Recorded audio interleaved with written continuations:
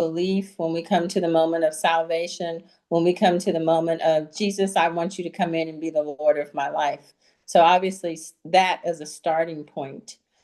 From there, I would say the next major change is when I left my very small hometown and I went to nursing school. Hmm. So that for me was a pivotal change. It allowed me to be away from home, probably for the first time in my life, and it allowed me the opportunity for self-discovery.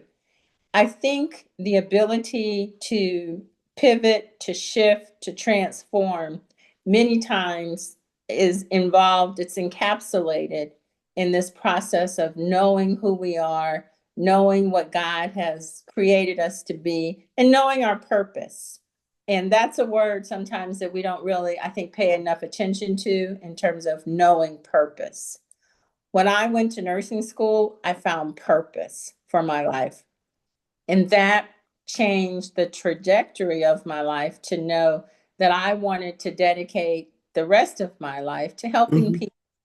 And so that certainly is what nursing school did for me. So I would say that, along with some other things that have happened, relocating from hometown to Texas.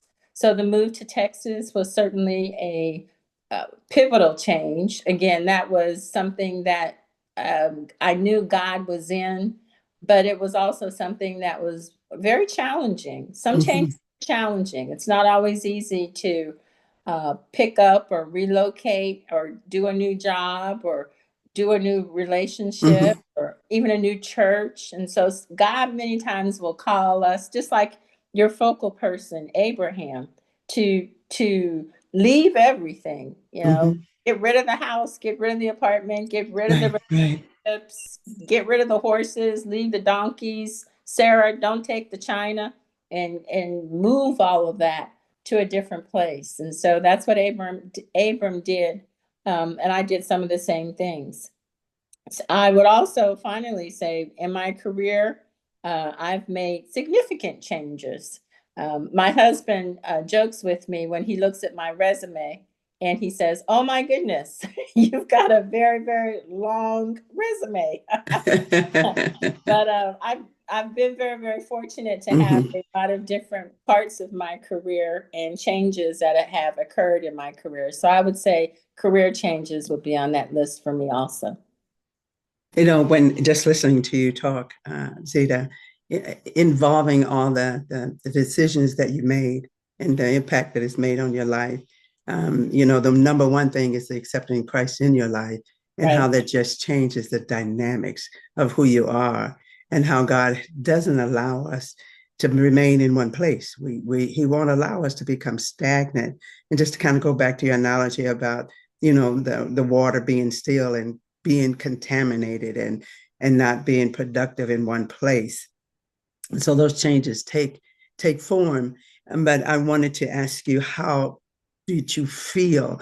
You know, um, and I think we talked about it even before our coming together on this podcast, about the emotional changes that people have to go through, some of the things that they have to face. When you talk about Abraham giving up his home and moving away from his family, those emotional ties. And I can imagine that you may have felt that even when you made the decision to go to college or to move to Texas, those kind of moving away from your family. Those are some of the things, the pressures that I wanted to talk about that people have to deal with and really have to come to a place where they have to make a decision that I'm going to go forward. You talked about purpose. God knows our purpose. Oftentimes we're trying to find out who we are, trying to find our place. Where do we belong? What should we be doing? But God knows that all along. And so when he prompts us to put it in our spirit, this is it's the time to change. It's the time to make that transformation or to pivot. But we talk about those emotional pressures that come along with that. So Zita, can you speak on, the kind of emotional changes that people go through that really challenges them to make that decision, I'm going to flow with God? That's an excellent question because I think there are different processes or steps when you talk about change. And although action many times is a big part of it in terms of that forward motion that we talked about earlier, in terms of what you have to do step by step to keep you moving forward, in the midst of the action, your emotions are very much a part of what is transpiring and happening during the change. I think based on the confidence that a person may have, or how much they've changed in the past, because some people who are very, very good at change, they've done it a lot. I think about military people who have moved around a lot, and they can be very, very comfortable and very confident in undergoing change because they've done it through the military.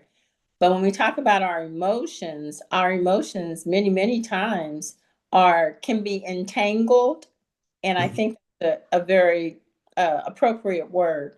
Our emotions can be entangled within the change itself. Now, some changes are on the positive side, and some changes are not so positive. But that range of emotion can go from elation, where you are very happy with the change, you are very encouraged, you're very energetic, you're looking forward to the change. And so that emotion is one of joy, it's one of contentment, it's one of peace, excitement, thrill. All of those emotions can be involved in positive changes. On the opposite end of the spectrum, many of us, I'm sure, are quite familiar with emotions that are involved in negative change. And so those emotions can swing to sadness, um, feelings of rejection, feelings of abandonment, fear of the unknown, anxiety, questions. Am I making the right decision? How is it going to end up? What's going to happen to me if I fail in this change?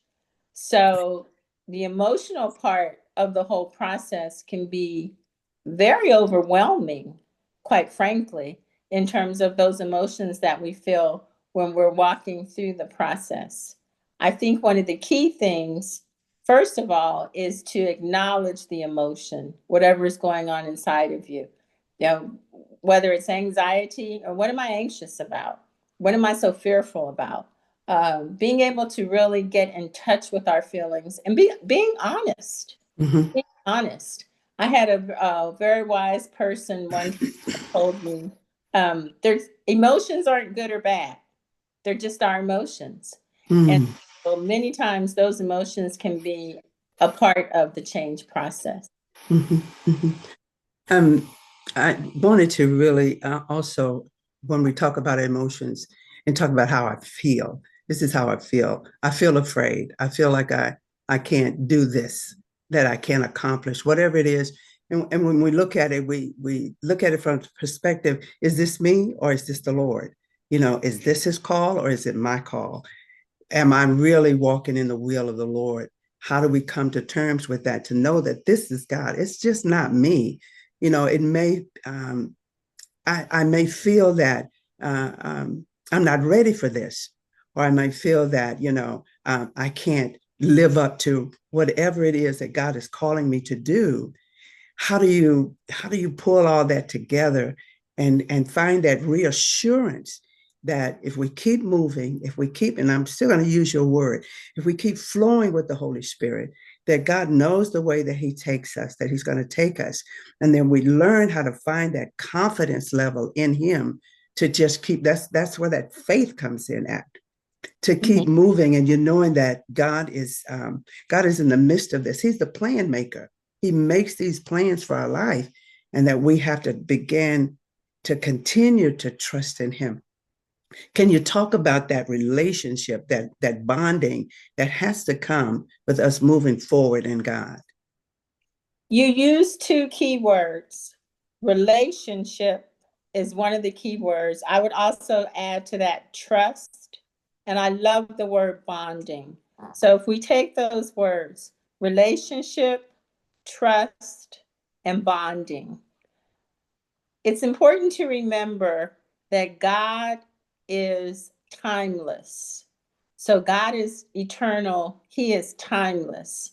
He is already what we call future. We call it the future. It's really not the future for him because he's eternal. We call it future because we live on a linear Mm-hmm. time frame, but he's not linear. He's eternal and timeless. So when we talk about trust and relationship, many times I tell myself, what I consider to be the future, God is already there waiting for me. Mm-hmm. So he's already there. He's already in position. He's already in place. And I am moving forward toward him in our relationship. But he's already waiting there. He's Mm-hmm. already there. He's already present. And I can trust him to be there. So that's number one. Number two, I think it is extremely important to, and I think we touched on this in the beginning, to remember that he's a moving God. Mm-hmm. He Mm-hmm. is, when you look at Jesus, when he was on the earth, Jesus was always moving. He was always purposeful. He was always intentional. He was always moving, whether he was moving from city to city, whether he was moving from situation to situation, whether he was moving from person to person. You never see Jesus just sitting around doing nothing. He Mm-hmm. is always, always on the move.